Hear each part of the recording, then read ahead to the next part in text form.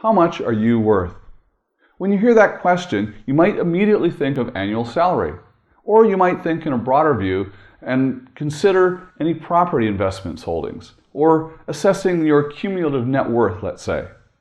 Well, why not in minutes, hours, and years? The old adage is true, that you can always make more money if you lose it, but you can never regain lost time. It is truly an irreplaceable asset in that regard. So, how do you value yourself and your time? Time is your most precious commodity, and yet many of us waste it without a thought each and every day. If you only had 2 weeks to live, how would you want to spend it? I've been fortunate enough and accomplished enough to have spent 5 years or over 5 years living in Mexico with a beautiful view of the Caribbean. Living here has afforded me a special view in how the local people live their lives differently. There's a lot of discussion about the lessons we can learn from how local people live their lives more simply in many parts of the world. They are not caught up in the day-to-day grind of the rat race, and they draw more on appreciation from the simple pleasures in life.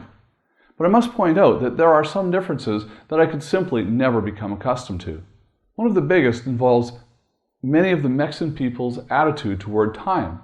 I'm always struck by how the locals here will line up for hours to wait for a service or an event without giving the custom a second thought.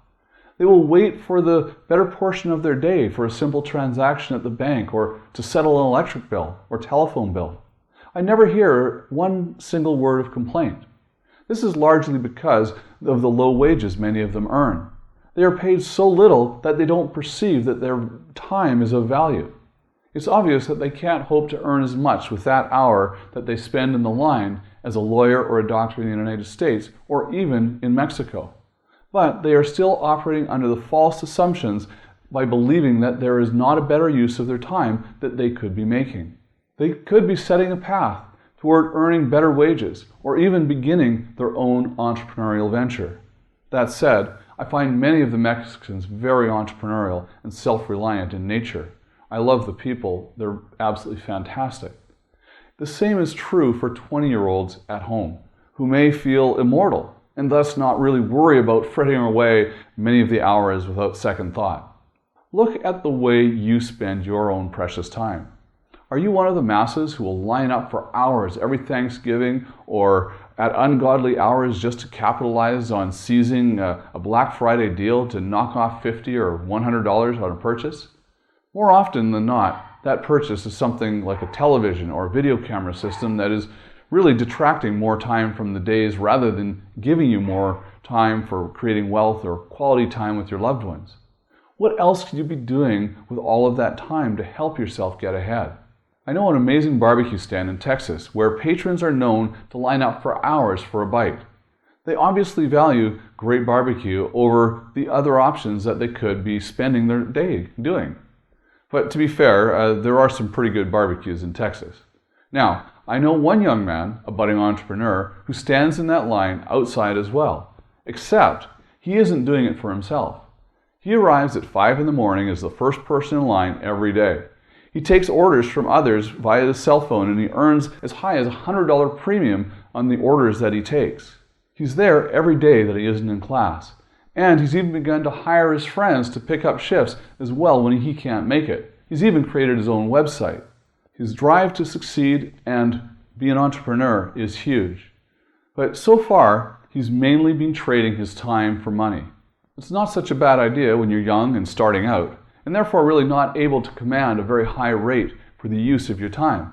But as he gains experience and perspective, he will likely learn the lesson that countless other successful individuals have learned before him along the way. Time is a commodity to be leveraged. Hiring others and delegating is what will enable him to gain the highest return on his investment, even if it takes some upfront expenses on his part, such as paying wages to others. Many short-term thinkers never progress to this stage. They never allow themselves to take that mental leap to begin trading their time for their money or trying to leverage their time. There are a number of strategies that you can employ to ensure that you are maximizing your time and extracting the greatest value from what is your most important and your persistently depreciating resource, time. Be sure you know your priorities. Maintaining a hold of control over your schedule is much easier if you know what comes first on your list of goals and objectives. Refusing to ruthlessly rank everything that is on your to-do list is setting yourself up for failure while you flail around trying to meet an array of arbitrary deadlines. You'll be served to focus on 3 strategic goals or priorities at all times. That could be building up your networks of contacts for your business, maintaining positive cash flow, and making time for your family. When confronted with something on your plate, ask yourself if it aligns with one of your key goals. If it doesn't, you know it can be one of the first things to go, or to be delegated out to someone else. Find ways to integrate your goals. Don't wear yourself out multitasking, but keep an eye out for what integrates your activities allow to achieve 2 goals for the price of 1. An easy example is integrating education and learning into your exercise regime by listening to useful podcasts or reading business news on a stationary bike, for example. You should always make time to preserve your health and fitness.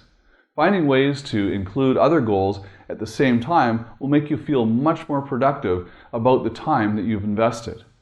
Do the math. It may be easier to become comfortable with the idea of using your time as a resource if you calculate the value through concrete numbers. Take a look at the number of hours you spend each week on what I call defense actions. These are, to say, investing time and effort on saving money or finding bargains. Activities that fall into this category could include things like cutting coupons, driving great distances to find cheaper gasoline that you can fill up on, or searching for retail mall outlets for deals on shoes. Now calculate how much revenue and earnings you could be bringing in for yourself if you spent that same fraction of time on freelance work, or growing your side business, or investing in your professional development.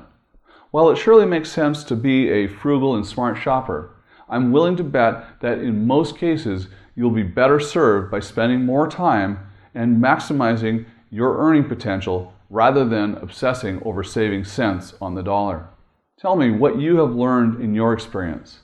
How can you go about making the best use of your limited time? Everyone has the same amount of time each day, and when you learn to maximize your time and you use your time efficiently, you begin to turn it into a fortune. The time is your power. Time is your friend and your enemy.